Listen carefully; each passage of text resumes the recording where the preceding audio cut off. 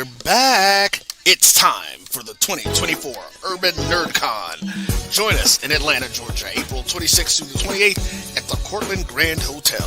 Special guests include Underworld creator Kevin Grievous, Gary Gray from Fairly Odd Parents, from Nickelodeon, Giovanni Samuels, the Science Machine Michael Green, the Sci-Fi Sisters, and from Spaceballs and Star Trek Voyager, Tim Russ. Hi, I'm Tim Russ.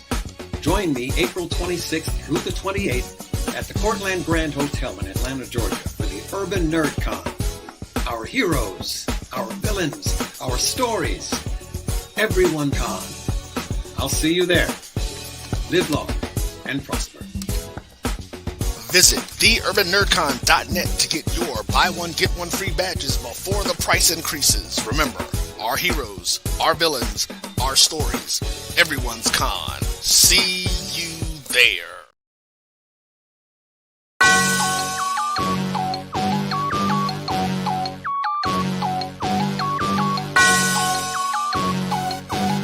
Yeah. I love my HBCU.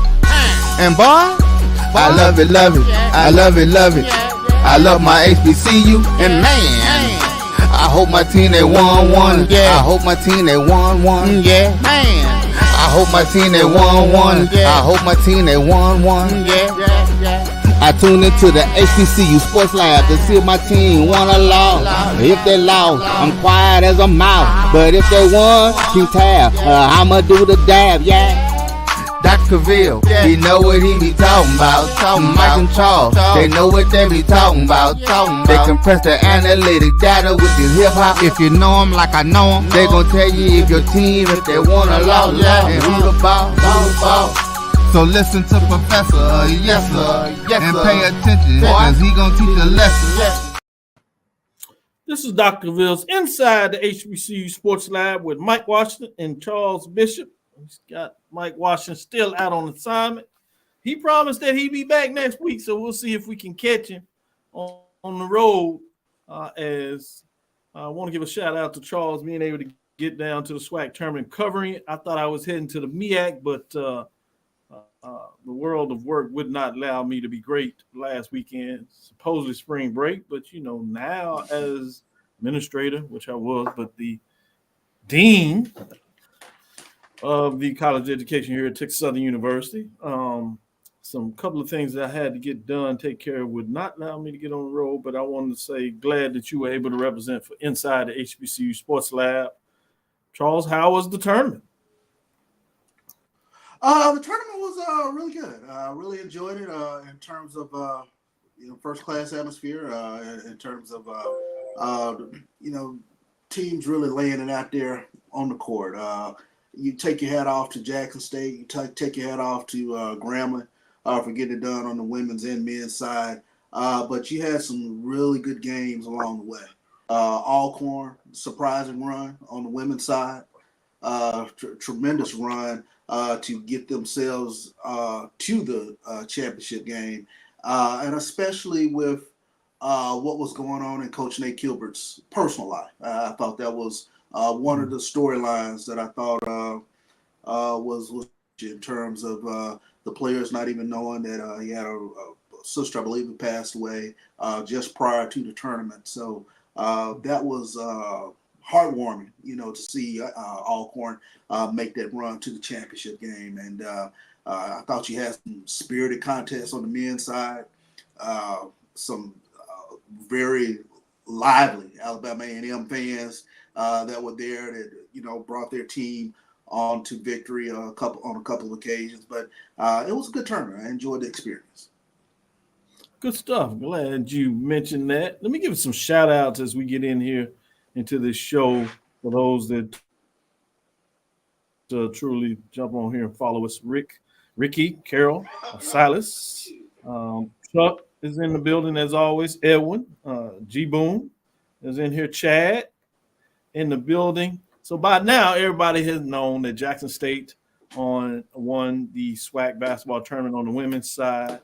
Obviously, on the men's side, Grambling State won the championship, and both of those programs did the double dip. They won the regular season and the tournament, which doesn't always happen, really solid when you see that happen for these programs. Obviously, Jackson State earned the 14 seed. Grambling State will play tomorrow in the first four as a 16 seed. So that's fascinating when you get on that side of things of what that looked like. When you go into the MEAC, you had Norfolk State on the women's side get it done. They won the regular season and the tournament, so they did the double-double. But on the men's side, you have a bit of an upset in terms of Norfolk winning the regular season, but Howard got it done. And in that case, you have both Norfolk State and Howard going back-to-back. So that should be some interesting discussion because, as I put out there, in a lot of ways, the big 100-pound gorilla, particularly on the men's side, we've seen the women continue to do what they do. Norfolk State, Jackson State, regular season, postseason. Obviously, we had a little difference last year in regards to Southern winning the championship. Norfolk State, as they finally got over the hump on the women's side, they went back-to-back and they holding it down. On the men's side, you got new sheriffs in town, if you would, new kings of the mountains in terms of Grambling, representing regular season, finally getting that big chip off their shoulder. I love the meme that's out there with the guy looking on his back and said, it's my understanding we've left that room as if they're leaving it behind. I thought that was apropos in terms of what that looks like so perfectly. But Howard now back-to-back regular season, even though they couldn't get in the regular season, now all of a sudden they get it done. So that's fascinating, kind of new kings on the block. Norfolk State, North Carolina Central, Texas Southern. Yeah, kind of, to me, have to welcome new people to the club. Yeah. The big boys sitting at the table. They got to pull up two chairs. Well, that's gonna bring up an interesting question as I asked Doc the question of the day later on in this show. So that's just good segue, if you will, into something we'll ask you about a little bit later on. Huh?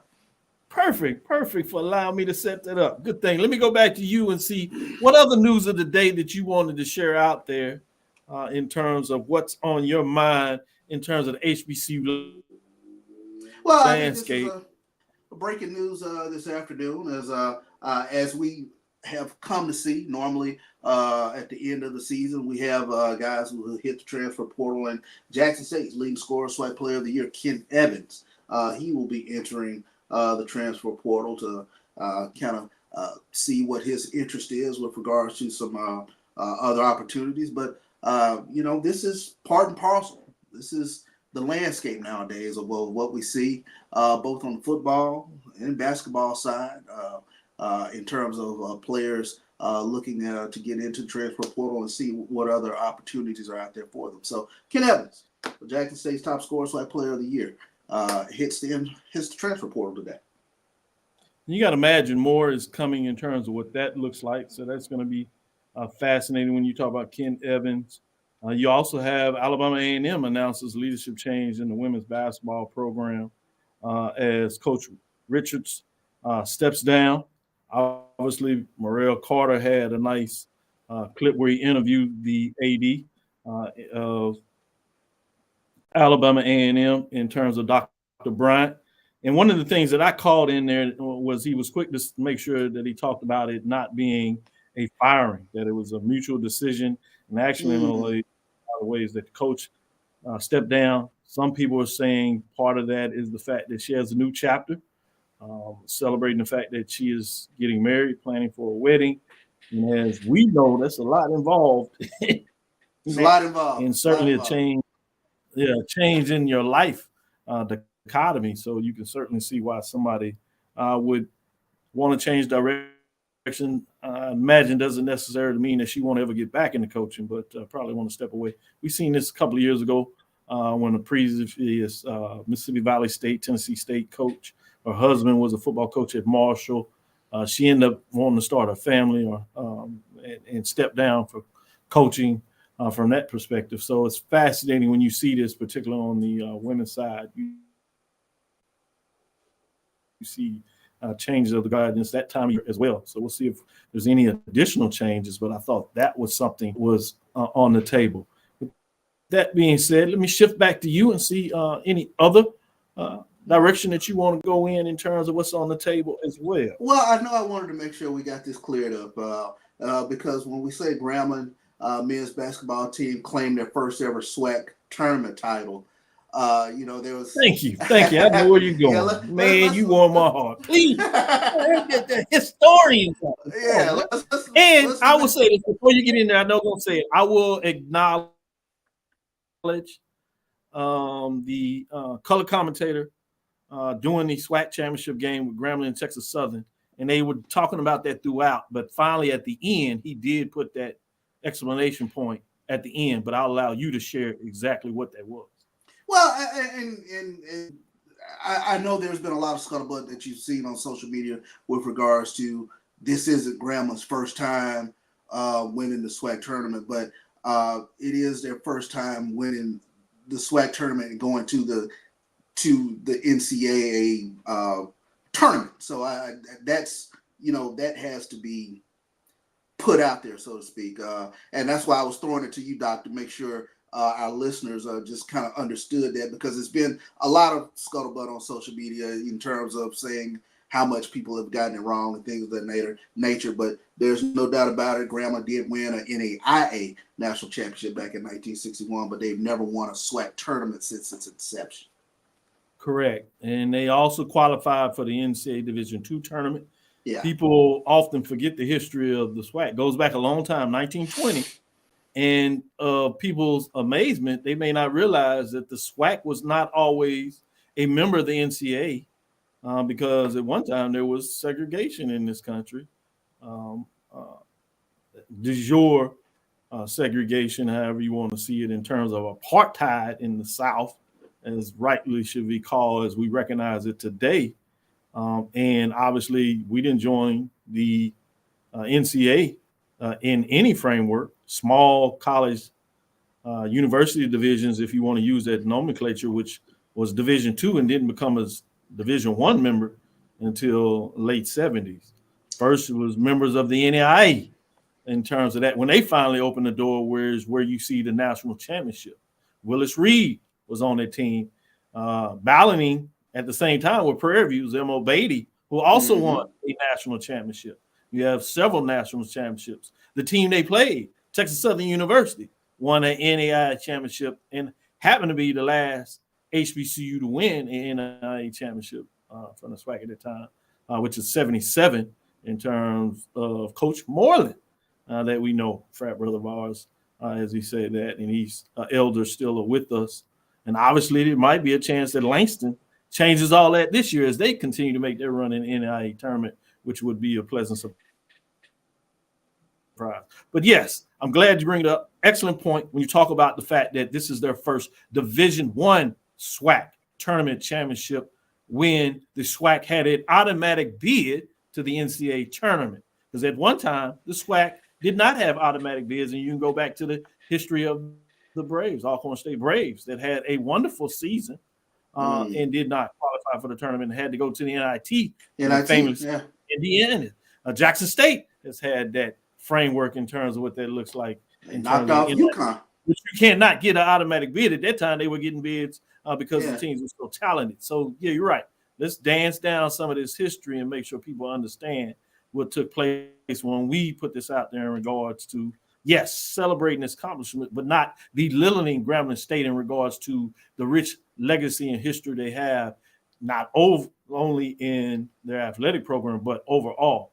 But to the point, kudos to Dr. Travion Scott, the coach, and the players who have created a new framework for a new chapter at Grambling, the G, as a lot of people like to say in there, in terms of their men's basketball.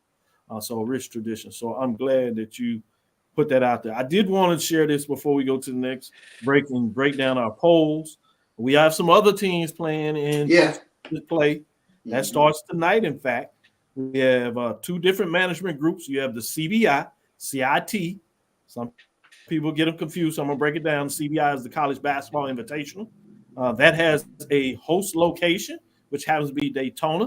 They did that as the first year last year, coming back under COVID as they reloaded that tournament. And in that tournament, you have Delaware State representing the MEAC, and they will play Seattle and our very own Bethune-Cookman for those that are followers of the SWAC as they play Arkansas State. So we have two HBCUs, our very own HBCUs playing in the CBI. In the CIT, you have three teams. You have Texas Southern out of the SWAC. They will play Tarleton State. That is tonight. They're on the road there. You have Alabama A&M of the SWAC playing Austin P. And Norfolk State that actually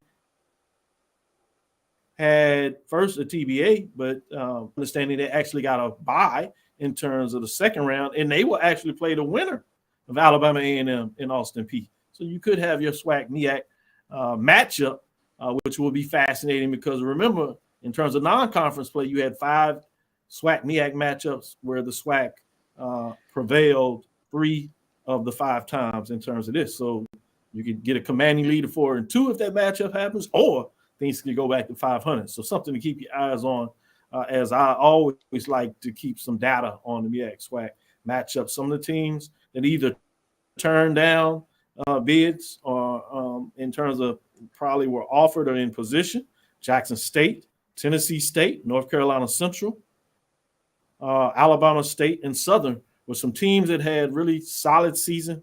They were in positions for one reason or other, did not get the invite or were invited and turned the invites down. So those are some things that you probably want to know in regards on the men's side. Obviously, some of the women's side got some WNIT mids as well. So something to keep your mind in terms of we talk about those teams as they play in these tournaments. So with that being said, let's take our first break, come back on the other side. Before they do that, though, it's time to talk a little bit about baseball. As we were so focused on the SWAC tournament, I was sneaking around and got a chance to see the opening weekend for SWAC baseball. Softball started. Some fascinating matchups. Charles, Jackson State made a statement, taking 2 out of Alabama State. A lot of rain, so you got a lot of rain out. Texas Southern, but games were canceled. Prairie View swept, brought out the brooms against Arkansas Pine Bluff, just to name some of the matches. And we'll get into some more. But we'll save a lot of that for Thursday, really start to get into some baseball and talk about the weekends. But I want to just kind of sneak that out there to make sure people are not sleeping in terms of what's taking place in baseball and softball. With that, let's take our first break. We'll come back on the other side, talk about these poll rankings, Charles. We'll go with our mid-major in the women and see what changes took place after these tournaments. You know, one to watch. You asked this question last week. Fayetteville State, did they jump your team, Charles? We'll see. Stick with us. Be right back after this break. Maybe that's a little hint. I don't know. Maybe it's a team. Maybe not. Since 2002, Empowerment Resources, Inc., a nonprofit organization, has empowered more than 1,500 youth and adults in Duval and surrounding counties through its programs Journey into Womanhood, Girls Mentoring, Life Skills for Teens, and parenting education coaching. To get involved with programs, volunteer, or donate, visit www.empowermentresourcesinc.org. Follow us on social media, facebook.com/empowerment.resources and instagram.com/empowermentJAX. The human voice has always connected audiences with experiences. Major brands all across America have trusted Kever's voice time and time again. Conversational, powerhouse, intelligent, and sincere. That's the voice you need for your creative marketing process. KEAVERSVOICE.com. Kever's Voice, Kever's Voice, KeversVoice.com. Always on, all the time. Nope. Nope. Come on, him? Ooh, I like him.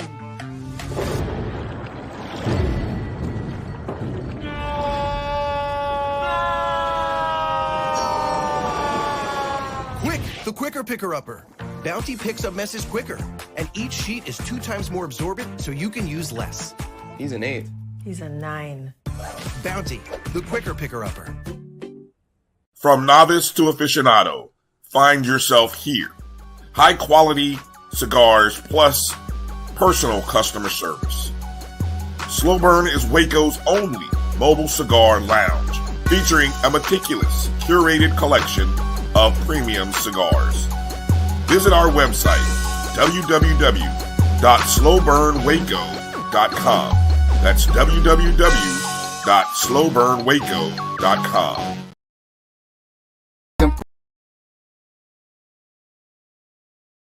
Compress the analytic data with your hip hop. If you know them like I know them, they gon' tell you if your team, if they wanna lose, and who the ball. So listen to Professor, yes sir, and pay attention, cause he gon' teach a lesson. This is Dr. Grills inside the HBCU Sports Lab with Professor Bishop, who's in the building. With that being said, Charles, let's get into it.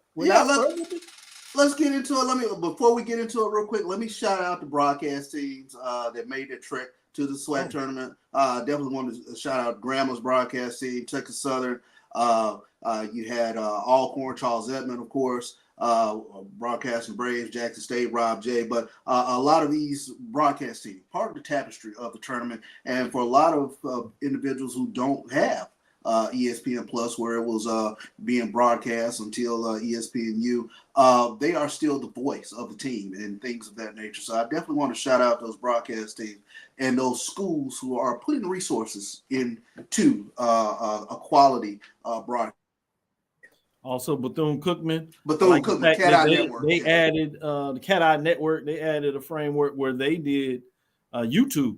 And obviously, because of the rights belong to ESPN, they couldn't show the game, but they showed the broadcasters. I thought was unique. And so they had the audio of the game. So you're absolutely right. That's still a strong vehicle out there. And there's some teams, unfortunately, that didn't put the resources in terms of providing their fans that do not have the ability to watch ESPN Plus to be able to hear the broadcast. So that's important. I think there's a unique opportunity to see more of that. So maybe we should look into exploring that and get more into it and kind of see what the fans think in terms of having a major broadcast that does all the games during the tournament or something like that. We'll see what that looks like.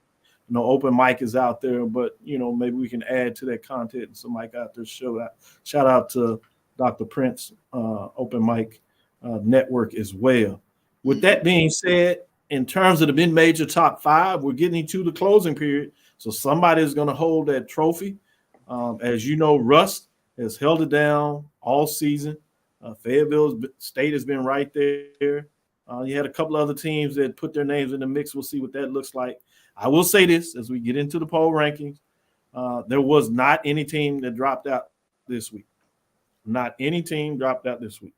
But in terms of receiving votes, you have two that I will call out that receive votes, both out, one out of the CIAA, one out of the SIAC. Virginia State Lady Trojans, 23-5, 13-4. They did not make the Division II tournament. People thought maybe they should in terms of what they did. And you have Savannah State Tigers, 20-6. Both of them were left out of the playoffs and represented. So let's get into the top five in terms of seeing what has changed in the top five. At number 5, you have the Miles Lady Golden Bears, 23-7, 15-4. They did make the tournament in terms of the NCAA Division II. They lost in the first round of that. So they fall to 23-7 on the season, 15-4 in terms of the conference race, and with 5 votes. So they stay at number 5. At number 4, Xavier, Louisiana, the Gold Nuggets. They made the NIA tournament, but they also lost in the first round.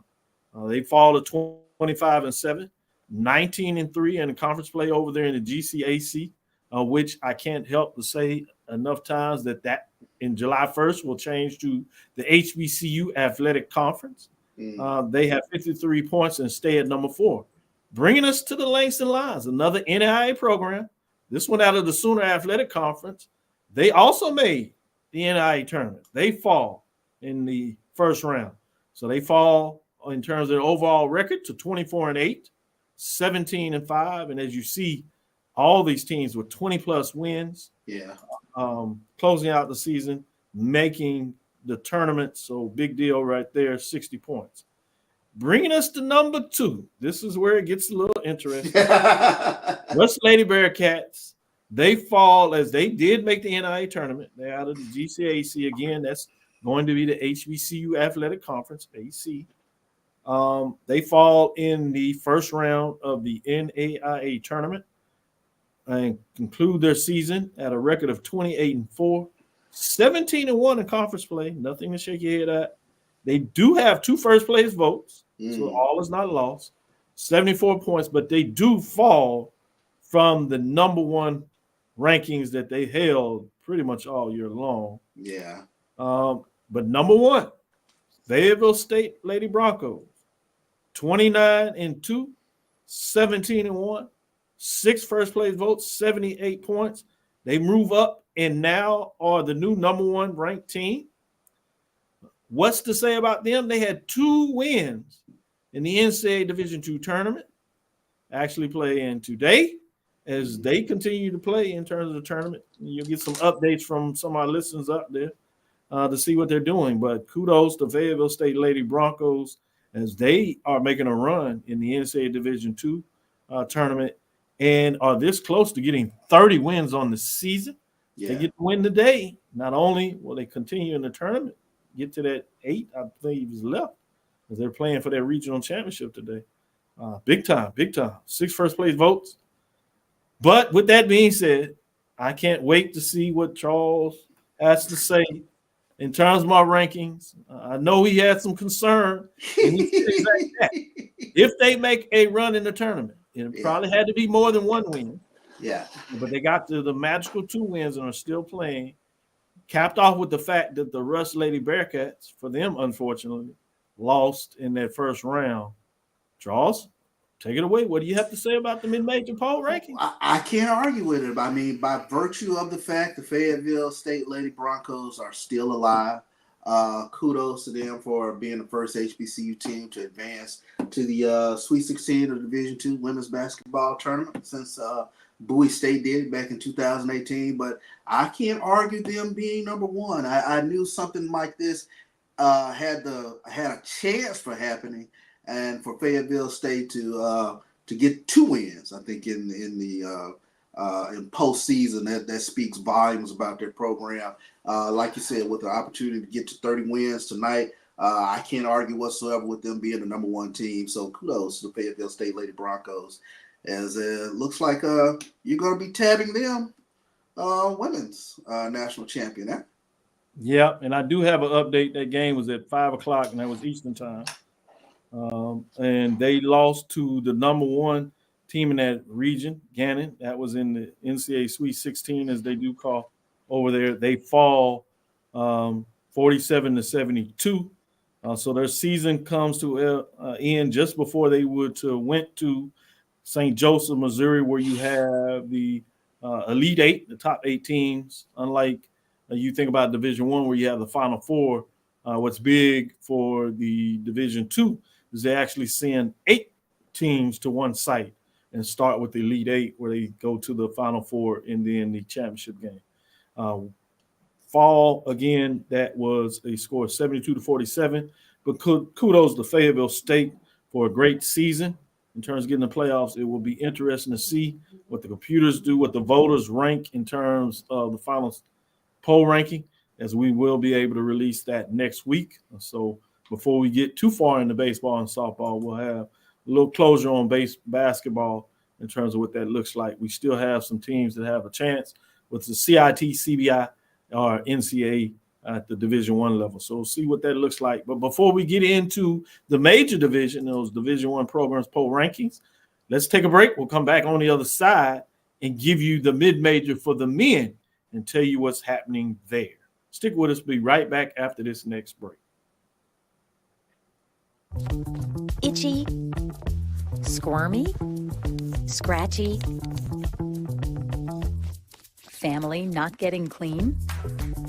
Get Charmin Ultra Strong. Go get 'em. It just cleans better. With a diamond weave texture, your family can use less while still getting clean. Goodbye, itchy squirm. Hello, cream bottom. We all go. Why not enjoy the go with Charmin? At Hampton Law, our primary goal is to provide non-traditional yet effective solutions and redefine the approach to client legal concerns. As your trusted legal advisor, we believe in sophisticated, personalized services that eliminate the confusion and complexity sometimes associated with legal matters. Our high standard for client care and concern, coupled with our extensive legal knowledge and skills, make Hampton Law a resource focused on the protection of the client's interest and overall goals. We value our clients and truly enjoy working with them. Visit thamptonlaw.com to conveniently schedule an appointment online. Tamika Hampton Esquire, 1631 Rock Springs Road, Suite 336, Apopka, Florida, 407-494-1471. thamptonlaw.com. Nope. Nope. Come on, him. Ooh, I like him.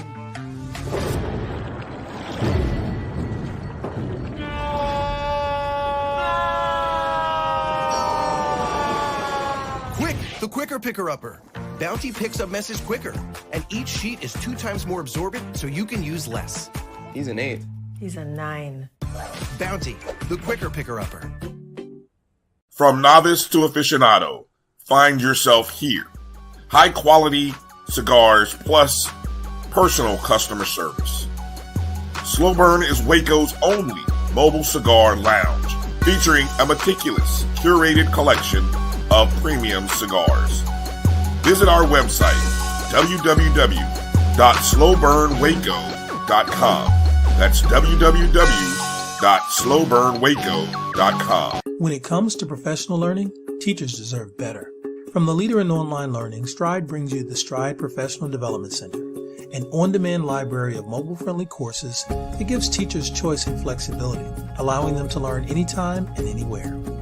Our dynamic courses provide bite-sized learning and help educators advance their knowledge while also gaining professional development hours. It's time you take charge of your learning. Visit us today to get started. Compress the analytic data with your hip hop. If you know them like I know them, they gon' tell you if your team, if they wanna lose, and who the ball. So listen to Professor, yes sir, and pay attention, cause he gon' teach a lesson. This is Dr. Cavil inside the HBCU Sports Lab. Give a shout out to Emma representing Daytona Beach over there. Stan is in the building. Shout out to Gremlin getting it done. Lennon is in here. He said his Norfolk State shot the bits. You know, he shoots straight chaser. He'll let you know whether it's goes for him on his side or not. He says he's already in the football season, ready for homecoming and laid out his game schedule. I was like, man, can we just get to the MEAC Challenge?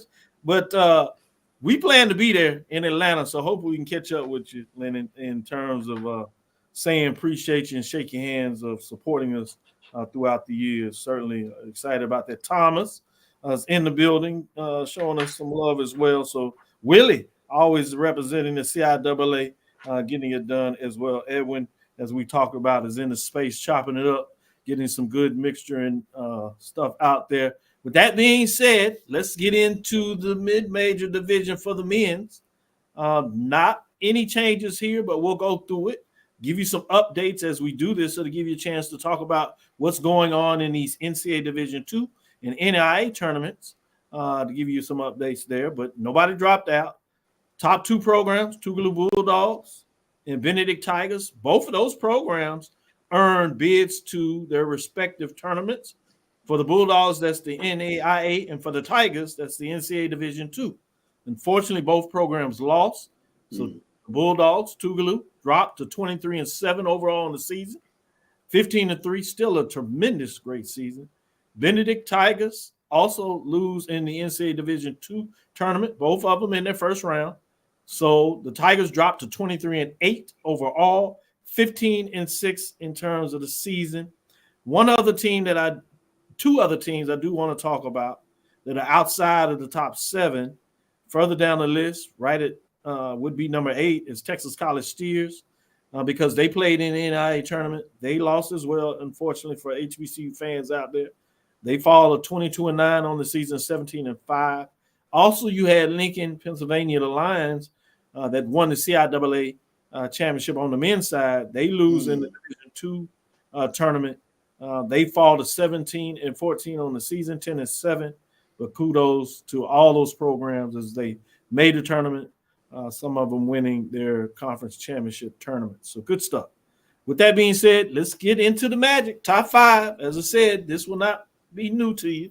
You've seen this order, but some new to the show this week may not had a chance to catch it, whether it was YouTube in terms of the demand or catching us live on the BCSN network right here, either on YouTube as well as Facebook and Twitter, Instagram out there on our different live stream feeds. Again, appreciate you all that are watching on the other valuable networks.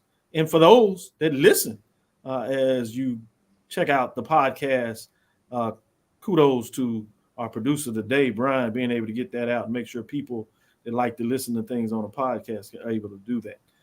Without further ado, top 5 programs. Philander Smith Panthers, 21-9 as they fall, as they made the tournament, NAIA, but lost in the first round.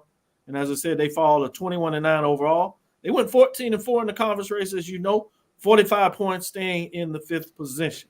And number 4, you had the Florida Memorial Lions. They came in with the number 2 seed in the NAIA tournament. So a little disappointed that they couldn't make it out of that first round. 21-9 as they fall overall. They were 14-4, much like the Panthers, and that's out of that Sun Conference over there. 57 points. They did win their tournament championship. They stay at number 4. Bringing us to number 3, the Miles Golden Bears. They are 22 overall, 15-4, 65 points in terms of what took place there. Clark Atlanta Panthers. That made the NCAA Division II, won a championship, kind of taking the next step in terms of what they like to see their program. They won the conference championship, SIAC, therefore got the bid to the NCAA Division II tournament. Held themselves on in terms of that tough matchup, but they do fall, which puts them at 25-6 overall in the season, 16-5, 70 points, and they stay in that number 2 spot. I think this is a team to watch, the Clark Atlanta Panthers. Out of Atlanta, obviously a lot of talk about the Atlanta market right now. Clark Atlanta. So I'm going to keep my eyes. I'm going to get to a game out there. I haven't had the pleasure. You know me. I like to do bucket list stuff, Charles. And I haven't had the pleasure to go to that Clark Atlanta Morehouse game. I think I want to get to that this year. And when I say this year, that's probably 24-25 season when you think about basketball from that framework. I want to get to that matchup. I want to see that basketball, and I think I want to see it in the Epps Arena. I have got Epps as they had a classic where they faced off, and they played it one of the times during the Celebration Bowl weekend. And you know me, I snuck over there, and we got a chance to check out that game as they were playing some CIAA teams.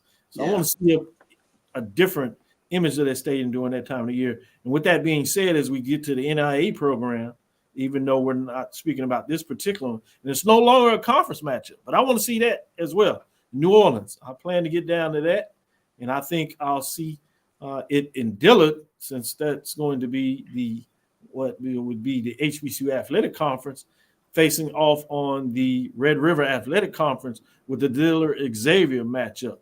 I want to see what that looks like and get a chance to check that out as well. But our number 1 team is out of the NIA. It is the Langston Lions, 32-1 overall, 21-1. They played in the NIA tournament, and they've won their first 2, and they will actually qualify to go to the finals, Kansas City, as they get up there and will be able to make what many of us believe is a final run, what could be a national championship. When we talked a little bit in the first segment about what historical nature that would be in terms of the NIA program getting back there. But fascinating. You know, head coach Chris obviously did it with the Tougaloo Bulldogs as he took them to a championship, and they just were up against a team that would not be denied. They only had, 3 or 4, I think 4 losses that season, maybe 5. Like all 4 or 5 losses were against the team that actually won the national championship, that they faced in the national championship game that year. So that was intriguing to say the least, but making it seems like another run at it, and this time with Langston Lions 32-1, and won over all 8 first place votes. Not a lot of questions here, Charles, but do me a favor, entertain me, and let me know your thoughts on the top 5. No changes. I know last week you may have thought maybe somebody else should jump in there. With everything said, we did have tournament play. Not a lot of success, whether it was D2 or NAIA, outside of obviously Langston and the run that they're making. A shout out to them representing all HBCUs at this time. What are your thoughts on the mid-major poll rankings in week number 11? Well, obviously, Langston is a deserving number 1. They should have swept all 8 first place votes. But the thing that catches my eye with regards to Langston is they're doing it in a dominant fashion.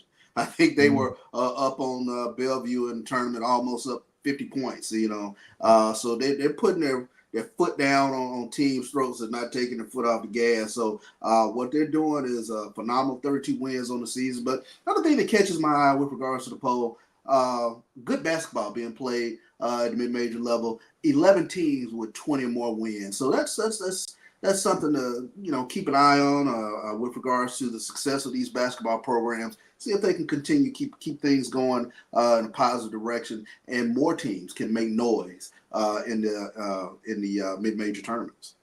Success breeds success. A great all point. The time. I'm glad you pointed that out there. With that being said, let's take our next break. We'll come back on the other side. Time to get into the major division basketball poll rankings. We'll get a chance to tell you what took place for the most part in these SWAC tournaments. We talked a little bit about these teams that will be moving to their national tournament at the Division I level. We'll tell and see Charles kind of give some thoughts on that. But let's see what that means in terms of the poll rankings in week number 11 after this next break. If you think all pads are exactly the same, think again. This is Always Ultra Thins reinvented with the Always Triple Protection System. This pad wicks gushes 90% faster, absorbs even more so you can feel dry, and locks odors in. Rethink your pad for up to 100% leak-free and odor-free comfort with the totally reinvented Always Ultra Thins. This is always like never before. The Cavil Group is a Florida-based marketing and training consulting firm. We help businesses communicate to their target audience and engage them in conversation. We also help to expand their audiences, which will ultimately result in growth for those organizations.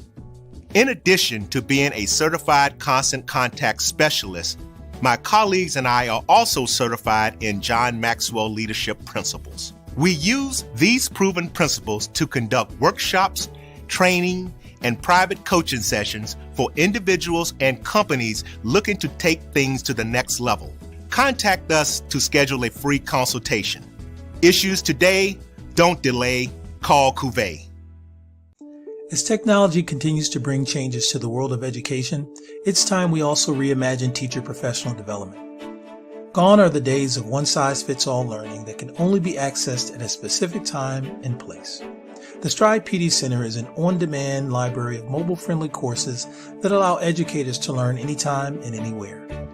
Our dynamic courses provide bite-sized learning and help educators advance their knowledge while also gaining professional development hours. The best professional development plans are those that include a level of flexibility and choice for educators. Whether you're a teacher, school, or district, visit us today to take charge of your learning.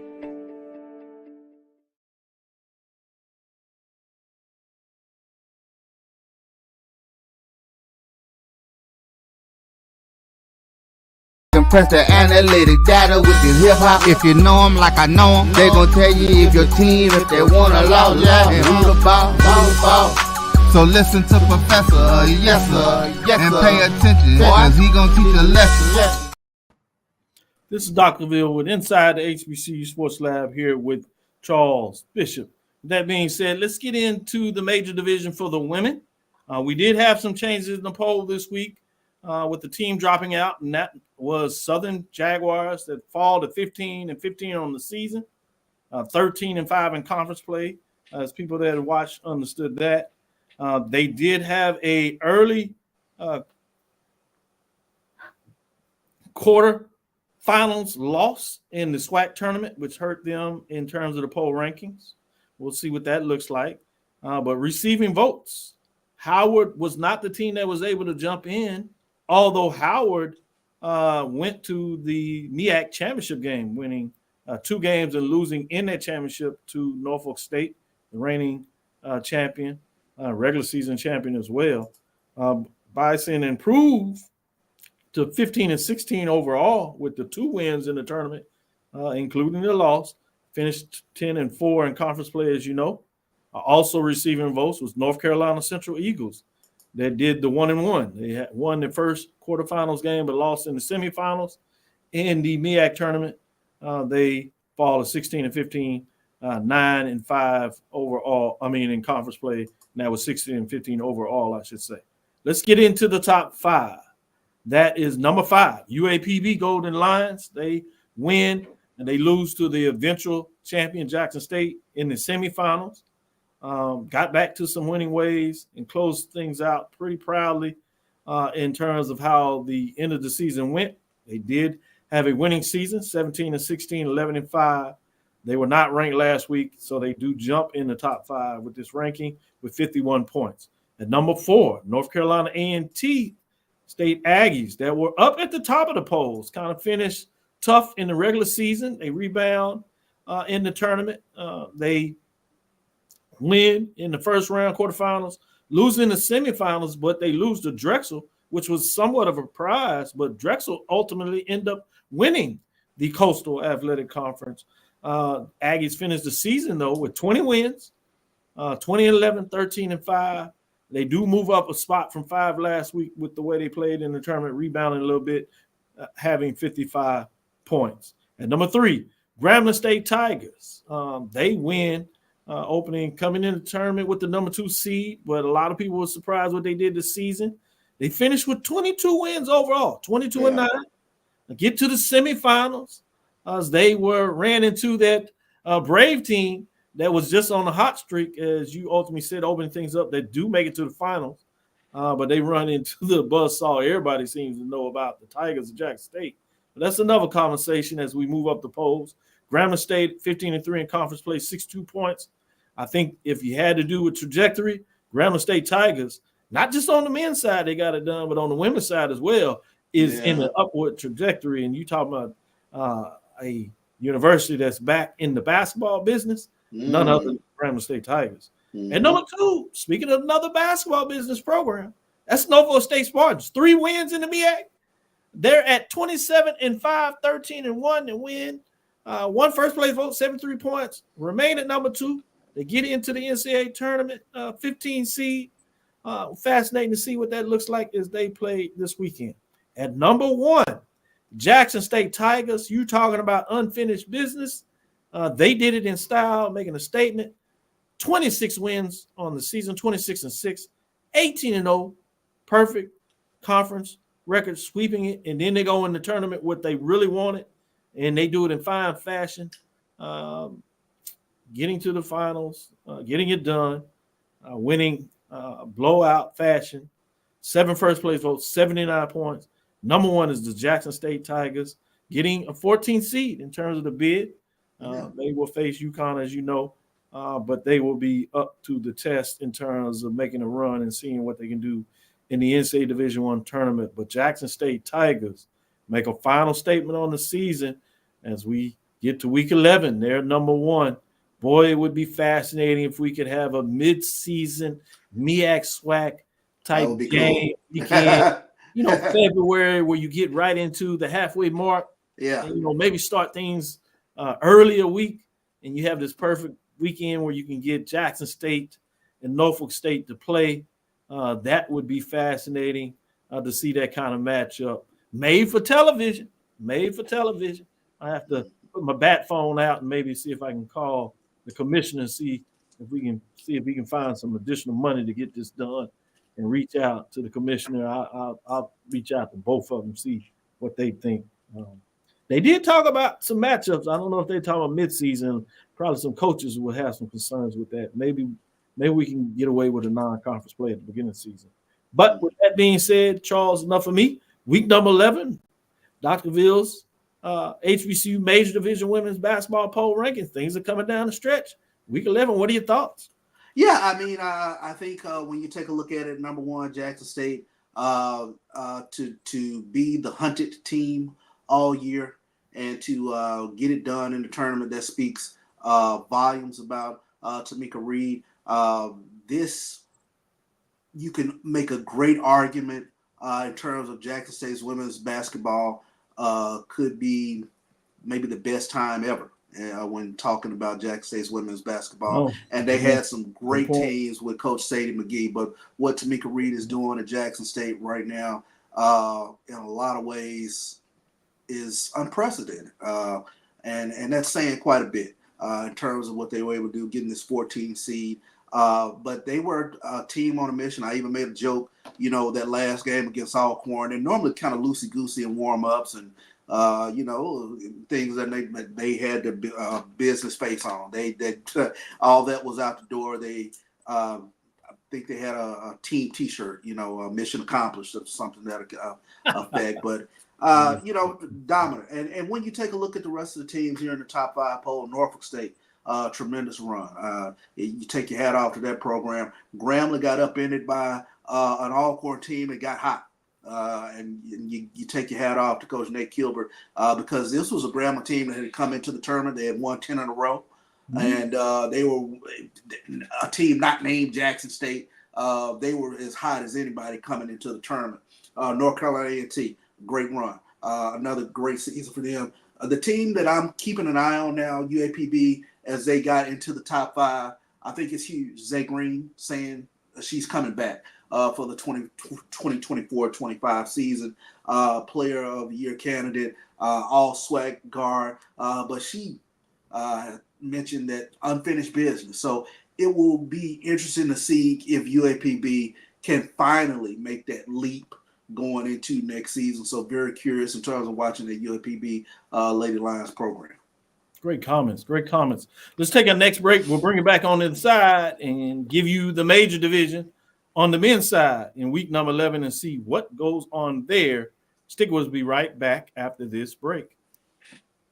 We're back. It's time for the 2024 Urban NerdCon. Join us in Atlanta, Georgia, April 26th through the 28th at the Cortland Grand Hotel. Special guests include Underworld creator Kevin Grievous, Gary Gray from Fairly Odd Parents, from Nickelodeon, Giovanni Samuels, the Science Machine Michael Green, the Sci-Fi Sisters, and from Spaceballs and Star Trek Voyager, Tim Russ. Hi, I'm Tim Russ. Join me April 26th through the 28th at the Cortland Grand Hotel in Atlanta, Georgia for the Urban NerdCon. Our heroes, our villains, our stories, everyone con. I'll see you there. Live long and prosper. Visit theurbannerdcon.net to get your buy one, get one free badges before the price increases. Remember, our heroes, our villains, our stories, everyone's con. See you there. Compress the analytic data with your hip hop. If you know them like I know them, they gon' tell you if your team, if they want to lose, and who the ball. So listen to Professor, yes sir, and pay attention, cause he gon' teach a lesson. This is Dr. Cavil with Inside the HBCU Sports Lab, getting with Charles in terms of the major division. Let's get right to it, as we did have a team drop out. A team was really hot, but man, there's something about that quarterfinals. It's just a tough thing for the Braves right now. Alcorn State Braves fall in the opening round, that quarterfinal round on Wednesday. The Alcorn State Braves fall 14-18. That was the number 2 seed going in as they went down early, 13-5. Coach Bussey, you could tell he was quite frustrated. It didn't quite just go his way. Receiving votes, Tennessee State Tigers 18-15 as they close out the season. They had their OVC tournament the week before. A little disappointing that they didn't decide to continue the season to play on, but I guess oftentimes you have that focus. You have the huge longer layoff, though, in terms of what would be needed for a notification to them. 18-15, 10-8. I would love to have seen them in the CBI or CIT. Norfolk State, Tennessee State matchup in a CIT, for example, would have been fascinating. Southern Jaguars 18-14, another team that would have been intrigued to see in the CIT CBI. 12-6, 39 points, but certainly great seasons. A lot of people put so much energy in the tournament. When it doesn't quite go their way, you could also understand why some people want to hang it up in terms of suits. Transfer portal changes the game in a lot of ways as well. Could be some interesting things if you could get maybe CBI, CIT to take the next step and see about maybe doing some NIL partnerships in some ways to see what that would look like. Maybe that would provide some incentive to get some players in the tournament. With that being said, let's look at the top 5. As we get into the top 5, number 5, North Carolina Central Eagles. They go 1-1 in the tournament, losing in the semifinals, 18-13, 9-5. Coach Wooten had probably the comment of the day after his tough loss. You know, he does the interview and he said with the transfer portal, people are always asking about who's transfer out. And he talked about the fact, he said the transfer portal is kind of like dating your best friend's girlfriend. You know, he done told you everything, the bad, the good. And so you don't know, but you still, I guess you go out there and try it out. So I thought that was interesting. Not necessarily saying whether he liked it or don't like. I think he probably kind of voiced Coach Wooten's concerns, but the way he put it, I thought was a good way in terms of how coaches have to. Yeah. At number 4, Howard Bison. They win 3, which means they win a championship. 18-16, 9-5. They had a chance to get a regular season share of the championship, lost to Norfolk State.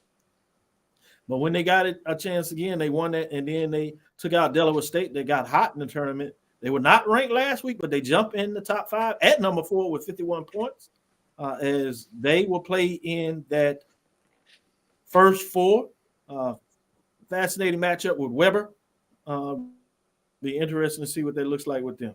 At number 3, just talked about Texas Southern as they play tonight, playing now in terms of their matchup with Tarleton.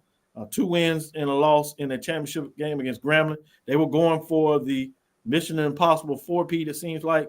Could not get it done. 12-6 on the regular season, 52 points. Previous ranked number 3. Bringing us number 2, Norfolk State Spartans losing in the semifinals. Tough matchup there. Howard 22-11, 11-3 on the season. Again, we say they will be in CIT. They will play the winner of Alabama A&M and also they do have 3 first-place votes as they are number 2. And number 1, Grambling State Tigers pick up a couple of first-place votes as they finish with 20 wins, 14 losses on the season. I shouldn't say finish because they are playing. Obviously, they play in the first 4. They play Montana State, 8 first-place wins, 106 points. And they continue to be ranked number 1. It'll be fascinating to kind of see with Grambling State and Howard in regards to how they get today, tomorrow. Howard playing today now. It'll be fascinating to see what that looks like. Charles, what are your thoughts in terms of the top 5 rankings for the major division of the men? Well, I know this Coach Dante Jackson and Graham fam. They want all their first place votes. They got to share some of their first place votes with Norfolk State. Right now, you got to ask those voters. They have a final statement. First 4. Norfolk State, you know, they in the CIT. We'll see in terms of who can make some runs. You know, with Grambling and Howard playing 16 seeds, you're playing some teams that you match up with, you would think, in regards to what that looks like. Unfortunately, I can give you an update on the Wagner and Howard. I said Weber, it was Wagner. Wagner is up 48-31. That game is on True TV. 16:22 left in the second quarter. So Howard is down big. We'd love to see them make a run, but we'll see what that looks like in terms of them closing out the season. So Grambling has a chance to make a huge statement tomorrow to maybe get all of those first place votes and come out with a total of 11 or maybe pick up a couple of more. Norfolk State is going to say, hey, they got a statement to make too. Much like Fayetteville State, they'll get a chance maybe to go deep in the tournament. Last time they were in that tournament like that, you know, NIT, they won a round. They went to Alabama, got it done. So this is a team that doesn't care what tournament they're in. They're going to try to win some games. They've had some major success in terms of their non-conference with mid-major matchups. Hampton and Texas Southern last time they went CIT went to the Final Four. So it'll be interesting to see what that looks like when you talk about these postseason tournaments and the poll rankings. Yeah, I agree with the poll rankings. I will say team receiving votes that I was impressed by. Bethune-Cookman, they finished the game above 500 overall with regards to their record, 11-7 in SWAC play. They got their first ever SWAC tournament win. So kudos to Reggie Theus and his program. They look like to be a program ascending upward. So we'll see if they can challenge to get into that upper echelon next year. But you can't say enough about the Grambling State Tigers, regular season champions as well as SWAC tournament champions. Dante Jackson is putting it together, and this isn't just 1 year wonder. They regular season champions last year, and they finally got the 600-pound gorilla off their back with winning the SWAC tournament, finally getting past Texas Southern. So that was huge for this program.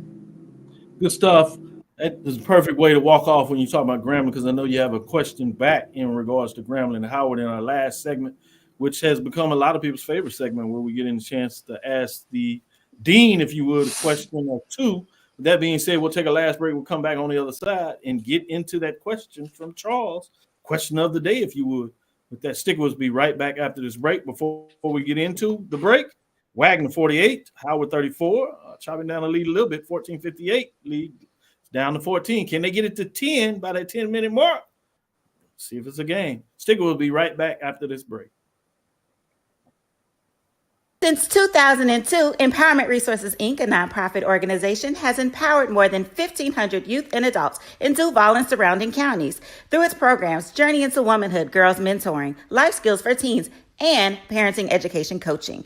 To get involved with programs, volunteer, or donate, visit www.empowermentresourcesinc.org. Follow us on social media, facebook.com/empowerment.resources and instagram.com/empowermentJAX. The human voice has always connected audiences with experiences. Major brands all across America have trusted Kever's voice time and time again. Conversational, powerhouse, intelligent, and sincere. That's the voice you need for your creative marketing process. KeversVoice.com. Kever's Voice, Kever's Voice, KeversVoice.com. Always on, all the time. Nope. Nope. Come on, him? Ooh, I like him.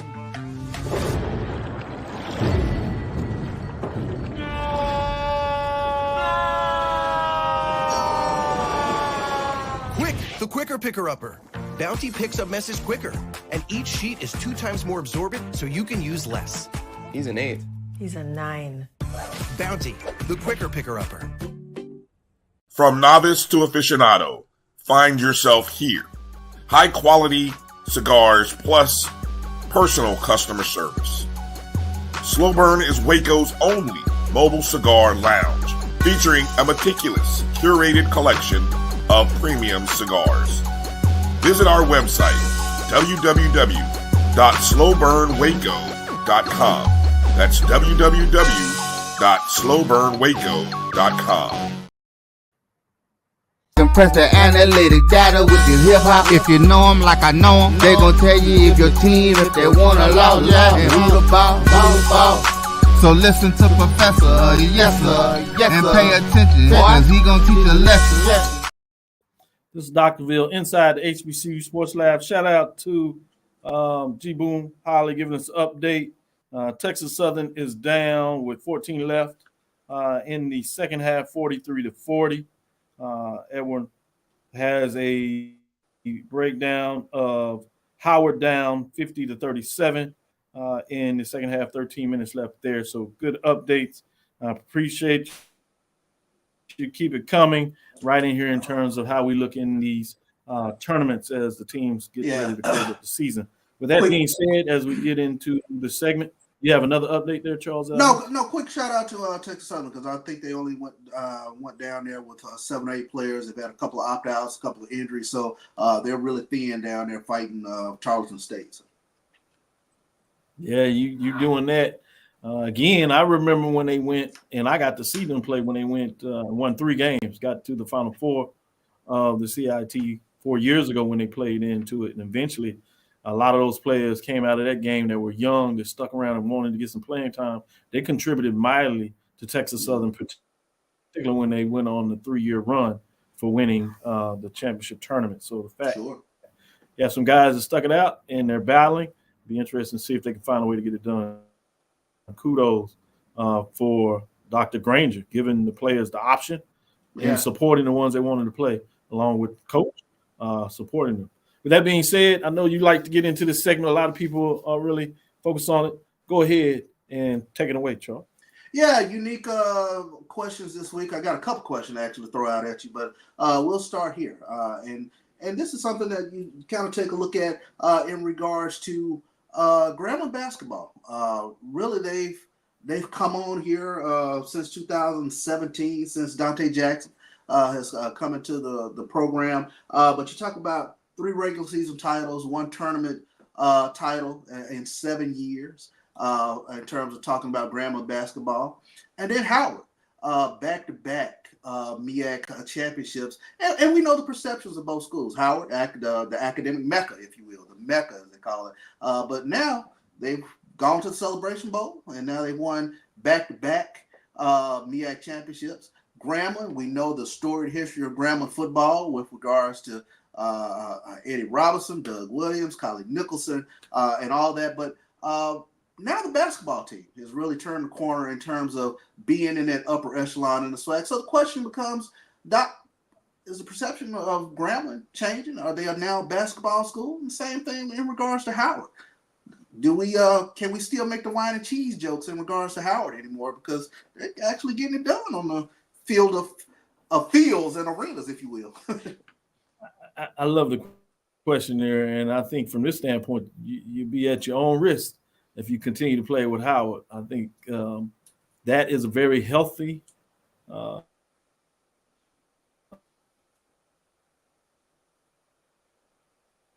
swimming, doing a softball in terms of what that looks like, and obviously doing it in football and now basketball. And that's men's and women's.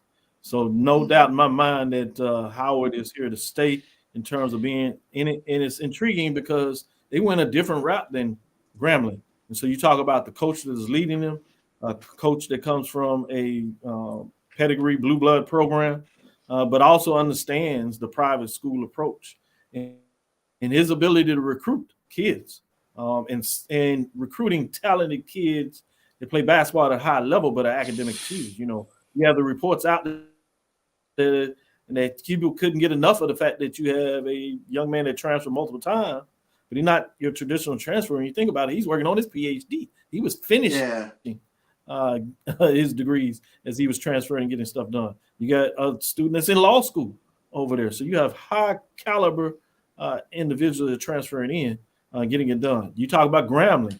Yeah, I think you'd be in trouble about joking about them. That is certainly a basketball program now, and they're doing it both on the men's and women's side, much like Howard in regards to doing it on both sides. Obviously, this is a new step, and we'll kind of see a little more about women in terms of Grambling's basketball. But to get off to this type of start, I'd be surprised if she can't find a way to continue to get it done. But on the men's side with Jackson, and he has climbed up the ranks. This is a guy that coming out of Milwaukee, transferred in Central State and made the most of it. NIA program, this is before they joined the SIAC. He wins down there and gets them into independent championship and gets them in the NIA tournament. He goes to Stillman. This is when Stillman was part of the SIAC before they dropped down to the NIA, and he leads them to SIAC championship on a mighty run. And then he goes to Grambling. So this is a guy that knows how to win championship and build program. So to me, you can't do it at the NIA level, going back to your alma mater, getting it done, getting them so strong that they became a viable option to move from the NIA to Division II into the SIAC. He does Stillman, and they have one of their best seasons in terms of SIAC. And now, obviously, Stillman and NIA, and now they're moving back in terms of HBCU ranks as they're going to join. At that time will be the HBCU Athletic Conference as they hosted the GCAC tournament this year. And so to Jackson, getting done. I mean, he was in the mix a couple of years ago. They finally got to the top of the mountain in the regular season, get a regular season championship. They doubled down when everybody's looking in a lot of different directions.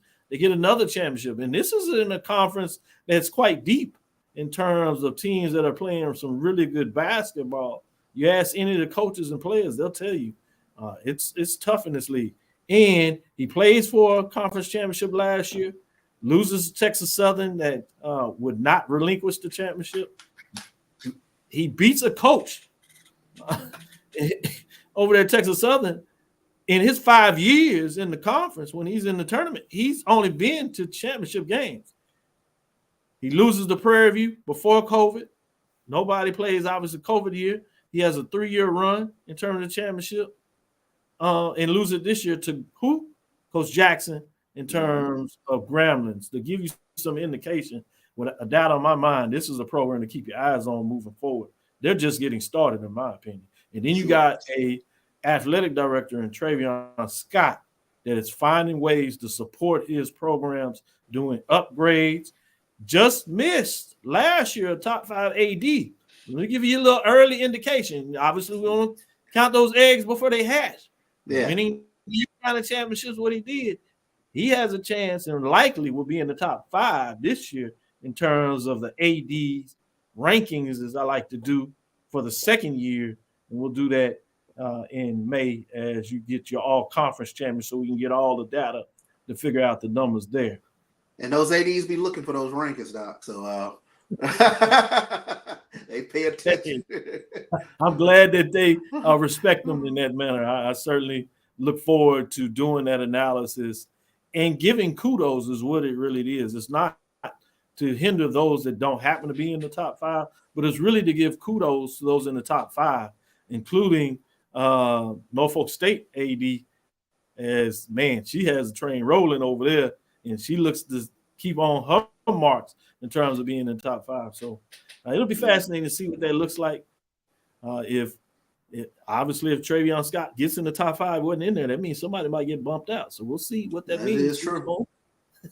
Who's going to find a way to stay in that top 5? It might be more than one. We'll see.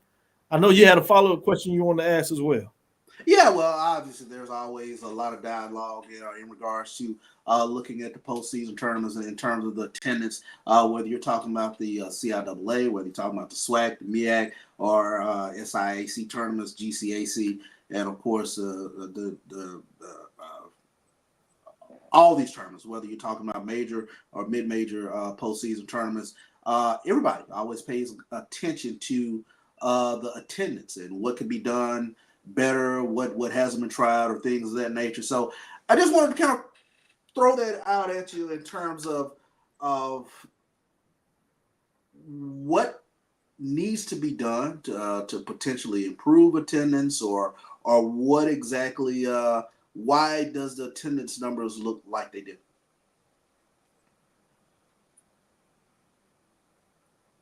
I think it's fascinating when you start looking at these question attendance. And I think we have to be careful, one, to put all the marbles in just the attendance basket, first of all.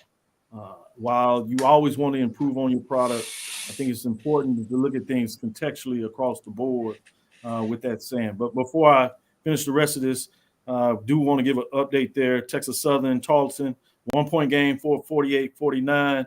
Tarleton State is leading with 9:19 left. And I told you about getting it to the 10-point mark. You have Howard 47, Wagner 57 with 10:32 as that game should be interesting. Update here, G. Boone Holly. They are tied now in that Texas Southern and Tarleton game at 51. But to get back to your question in regards to that, I think sometimes we get so immersed, and some people will get out there and get you in the lather about attendance.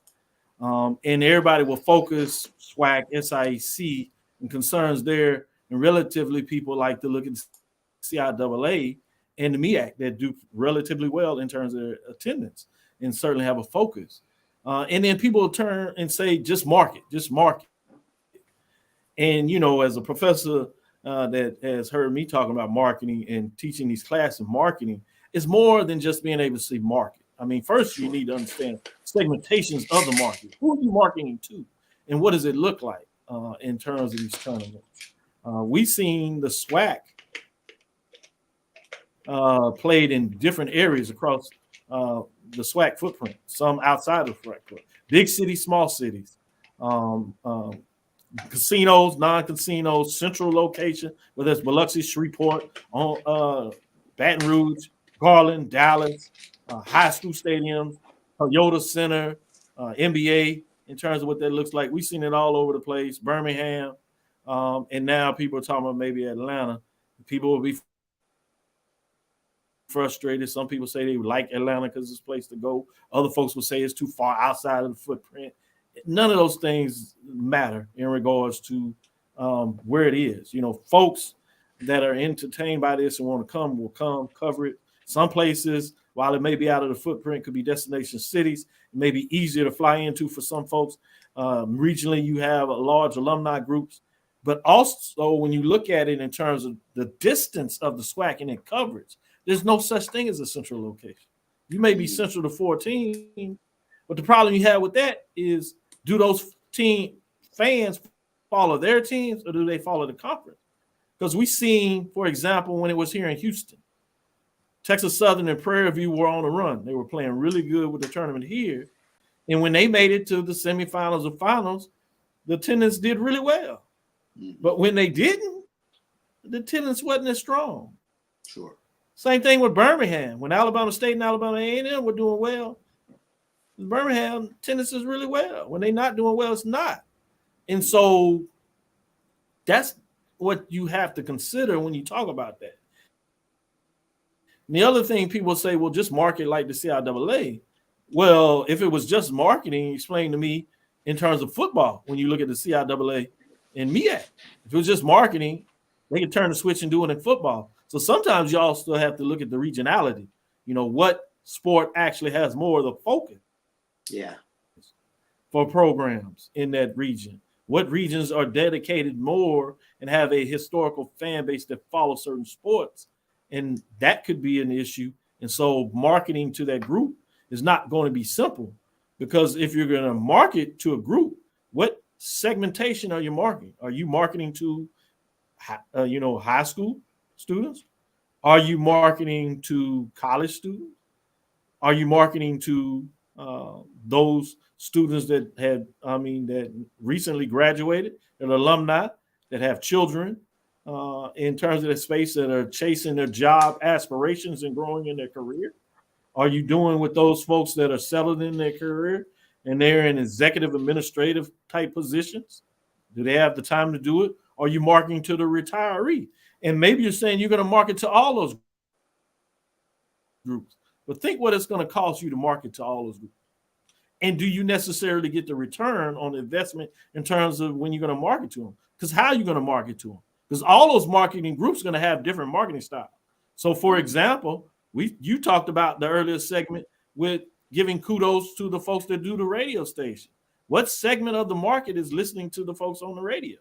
It may be an older segment. So to market to them, if they listen to the radio, which means you need to take out marketing radio ads. But if you're going to market towards high school students, they're looking at social media platforms. So you're going to have to do a marketing plan on social media. If you're talking about mid-management folks, they're doing a whole different thing. They may be doing a hybrid in terms of still marketing where they like to go to clubs with the flyers. So you might need to do flyers to market to them. And you got to know where to do those flyers. So when you get into marketing, that sounds good. But what does it really mean when you say marketing? So if I had somebody and they told me marketing, I'd be like, what type of marketing are you talking about? Let's really get down to the grassroots. And I think people will, sometimes get a little frustrated because they don't want to get into those real questioning dialogues. What do you mean marketing?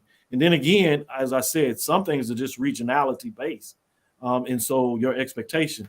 The last thing I want to say about this that I think is also important is you also need to look at what you're talking about in terms of the conference, whether it's SWAC or SIAC, Charles, and what is the comparison to other tournaments. You have some tournaments that start on Tuesday and Wednesday because they bring all their teams in, and you look at their midweek early day games. They're broadcast on TV, you're getting the revenue for TV, but they don't have large attendance numbers. And you can go some sometimes the semifinals. So you have some programs that are known as basketball programs, whether that is Texas Southern, some people say Alabama A&M, even though they've been on a hard time, or Norfolk State, North Carolina Central, the Tennessee State, that are basketball heavy institution, North Carolina A&T, when they had their run, the first years of the MEAC. Those are well-oiled machines in terms of fan base that love basketball and follow basketball. Some of them in basketball territories have rich history, and you have folks that will follow those programs. So it'll be similar to like a Kentucky or Duke, right? Indiana, in terms of them going to a tournament early, they get a crowd. But you go look at a Florida early, or Auburn even early in the SEC, they talked about the fact that they didn't have a huge following. They had family and friends following early in the tournament. Now they flip the switch. They get to Saturday. They get in there. But what happened to Jackson State when they got to Saturday? They had a crowd. Yeah, they came in. So you also, are you talking about championship Saturday when these conferences have long, significant crowds? Friday night when people really can travel, get off work, they have crowds. Or are you talking about more about on Wednesday or Thursday when folks are not going to take off work to go to a conference? Because in our community, people save their work for vacation or going to their fraternity conventions, sorority conventions, going to their church conventions in the summer. So they're saving those days and they're not in a position where they can just take off work. And then you have the difference. Is funny to me because you'll have media pundits that will talk about this. And our responsibility is to cover. So it's different for us. We schedule and plan to go and cover. But who's going to stay in the arena all day? Half of the folks that I talk to on the media side, they talk about how exhausting it is. And they're right.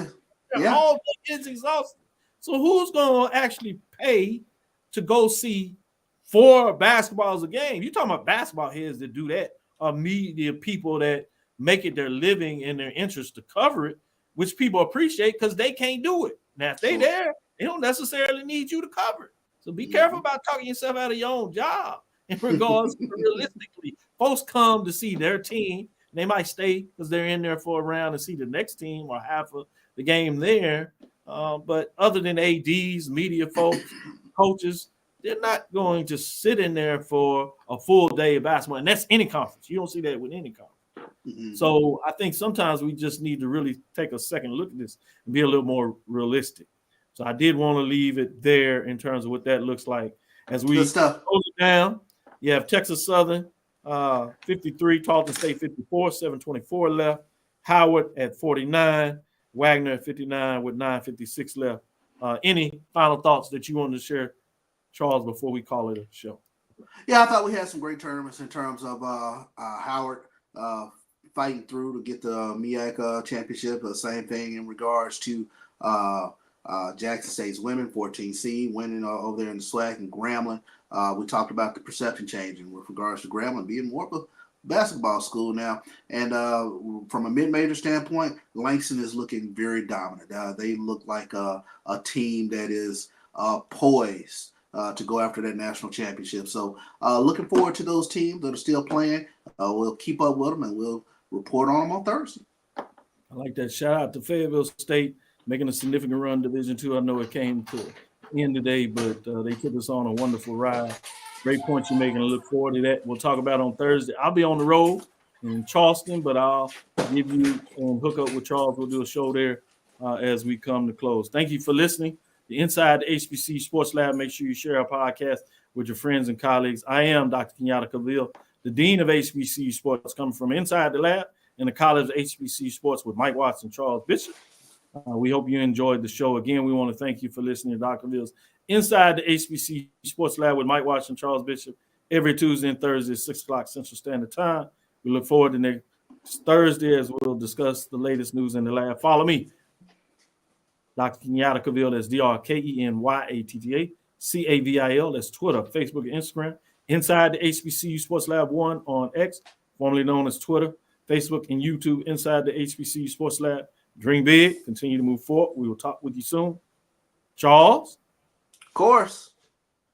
See if Brian ready for this. Brian? Lecture. Dismiss. Good job, Brian.